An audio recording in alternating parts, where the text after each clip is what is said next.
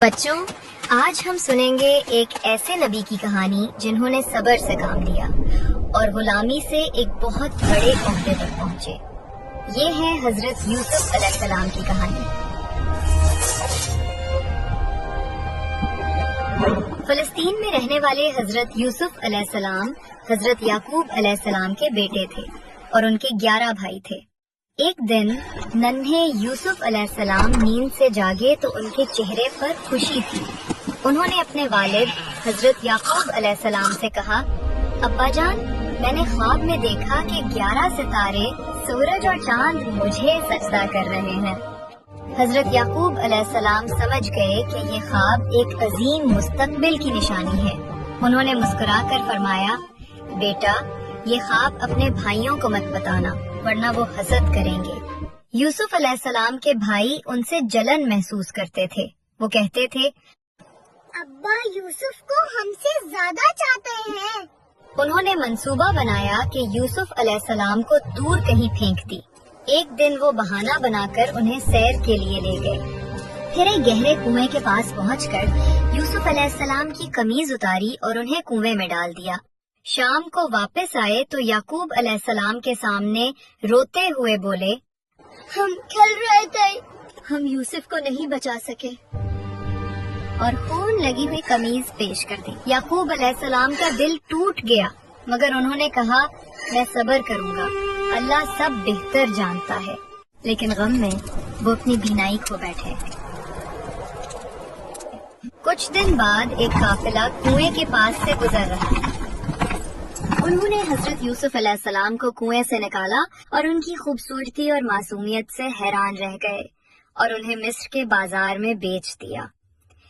آخر کار مصر کے وزیر العزیز نے انہیں خرید لیا۔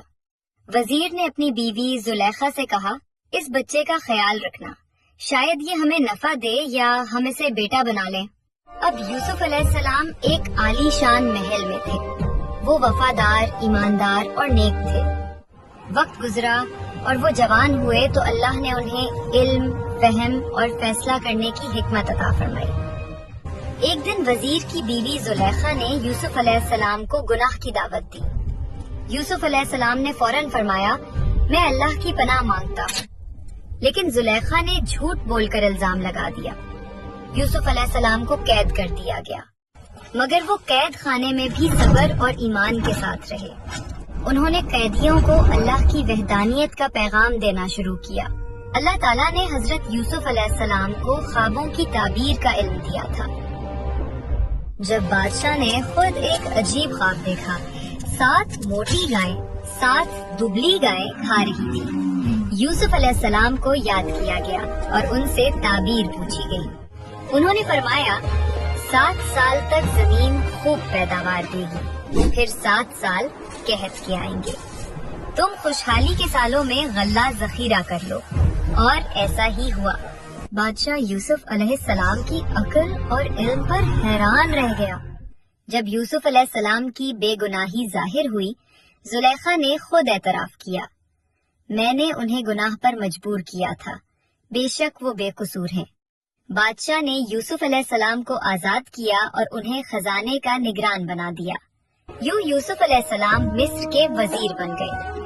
انہوں نے ملک کو قحط سے بچایا، اناج محفوظ کیا اور لوگوں میں عدل و انصاف قائم کیا۔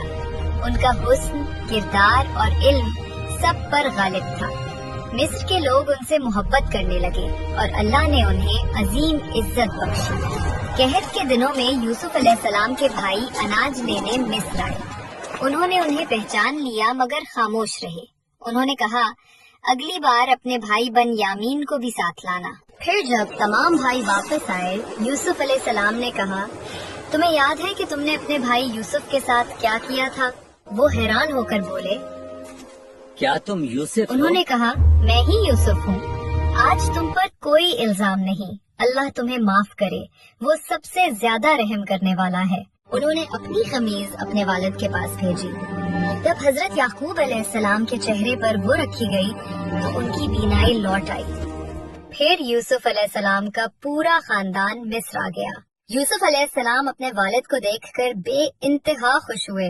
انہوں نے آسمان کی طرف دیکھ کر کہا، اے میرے رب، یہ ہے میرے خواب کی تعبیر، تو نے مجھے عزت بخشی اور ہمیں ملا دیا۔ پیارے بچوں، حضرت یوسف علیہ السلام نے ہمیں یہ سکھایا کہ صبر ہمیشہ کامیابی لاتا ہے۔ اللہ پر بھروسہ کبھی ضائع نہیں جاتا۔ سچائی اور پاکیزگی انسان کو اونچا بناتی ہے، اور معافی سب سے بڑی عظمت ہے۔